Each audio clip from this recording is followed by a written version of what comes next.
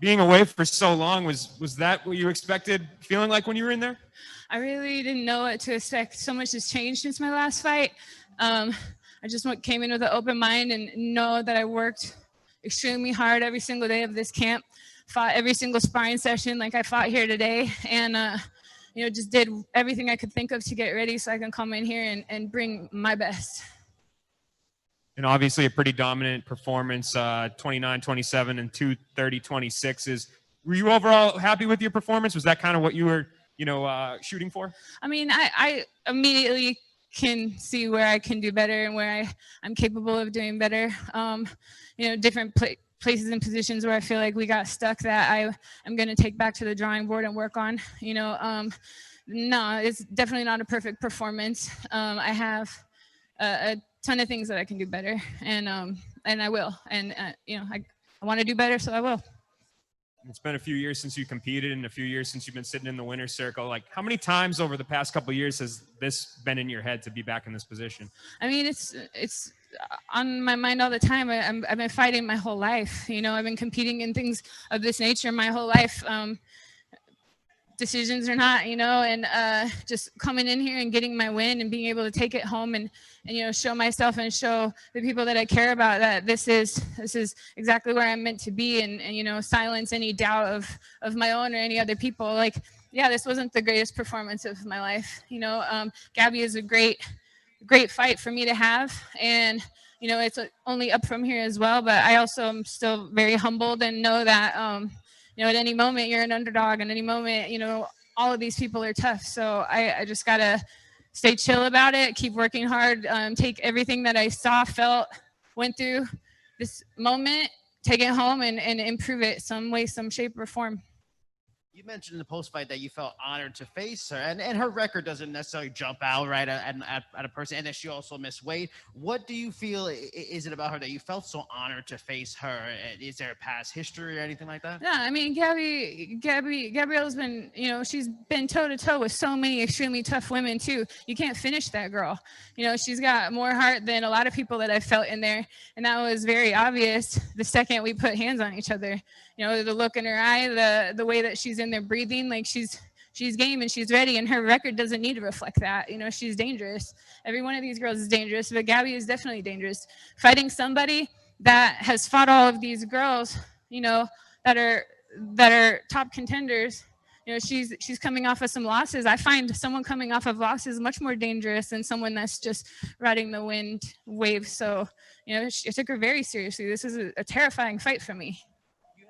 You had a lot of positions where you're in control on top of her, but you weren't able to get the finish. You said she's tough in many ways. What made her so tough, even despite being in a disadvantageous position and even tough to finish? The fact that she knows before she even walks in here that she's not getting finished tonight. You know what I mean? I went for an armbar, not there.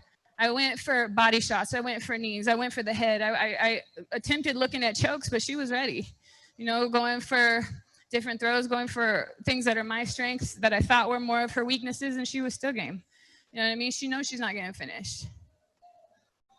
Congrats on the win, Kat. Thank you. Unfortunately, as we all know, you have dropped 4 of your last 5 fights. I got to imagine you must have a bad taste in your mouth coming into this one. Did you feel any extra pressure? No. People lose in everything they try. If all you ever did was win, what's the point? It's the sport. I've been fighting my whole life. Again, I want to do these things, whatever it looks like, because that's me and that's who I am, and I need to do these things for me. So, yeah, I mean, there's a pressure in coming out with a win. I want to come home with a win. I want to see my kid and tell him, the last 8 weeks of shit being weird came to this. You know what I mean? And it's a great feeling to be back in the win column tonight, and I still have a lot of work to do. But to get one out of the way, I'm happy to do, and back to the drawing board. Congratulations on the win, Kat. My question is, can you just talk about the mental, preparing mentally for fighting? Because as I said before, you had you dropped 4, but you've also had some personal tragedies. You had the injury with your last fight for this one. Can you just talk about getting mentally ready and just not giving up and continuing on your fight career? Because I know this is what I need to do. I mean, it's not that it's about me I have to do this. I want to do this. This is part of my therapy. This is part of how I get through my day to day and all of the things that have happened. Like I need to fight. I want to fight. I want to break through things. I want to problem solve. I want to see things that scare the crap out of me and then stomp them. It's my way of coping, with things that I have. So, that's what I'm doing here. That's what I've been doing this whole time. And I love this. It brings me life. It keeps me connected to things that are very important to me. So I'm in. Couple questions from the internet, Jay.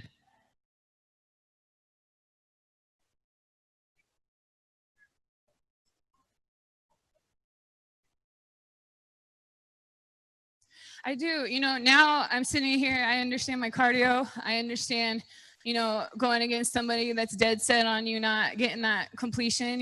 There's a lot to be said about these 5-minute rounds, getting a minute in between to get a little pep talk and some ice and having to go right back in. So I'm glad I got all 15 minutes, I guess, including the breaks. I got 17 and, really got to shake off things and get the nerves and get hit, do some hitting and come out with my hand raised. Mark? Yeah, Kat, congratulations on the win. We heard earlier from Leslie Smith that she would be interested in fighting you. You two had trained about the same time around the Denver area as well. Is that a fight that you'd be interested in later this year? Yeah, definitely. I'm definitely game to fight Leslie. I've been watching her, and I know she's been watching me for many years. We came up around the same era. We have a lot of fighters and people in common, and I think it would be really interesting to get in there against each other and kind of figure out how that one would go. How was it for you to fight up a weight class? I'm happy being healthy. You know what I mean? Cutting to 135 is I loved being a gigantic 135er, but it took its toll, and I'm sick of being starving, and I'm sick of going to practice depleted. I'm sick of fight week being so I don't know, bad for you. Gabby didn't make weight, and I understand she was feeling terrible about it, but I get it. I've never not made weight myself, but I know the feeling of feeling like you're gonna die, and having to pull the plug is not a comfortable thing. So being nourished, going into these healthy as possible, getting to lift heavy, getting to do everything that I need to do to get as big as possible. Like I liked it, and I think it's a good solid place for me to be right now. 2 more quick questions. Connor? Oh, hi, Kat. How are you? Good, thanks. Yeah, no problem. And just how refreshed do you feel, too, after making a promotional debut like this one? I feel good. This whole training camp and kind of everything leading up to it was a lot about regrouping and getting comfortable with what my life looks like now and checking all the boxes as far as getting my healthiest and, coming in and putting it together as best as I could this evening. All right, last question, Kevin. Hey, Kat, congrats on the win once again. One of the key points was you dominated most of the fight, but the key point in the fight was when you started facing a little adversity was when she mounted you. Walk us through that sequence of when she mounted you and when you were biding your time to flip the reversal into half guard.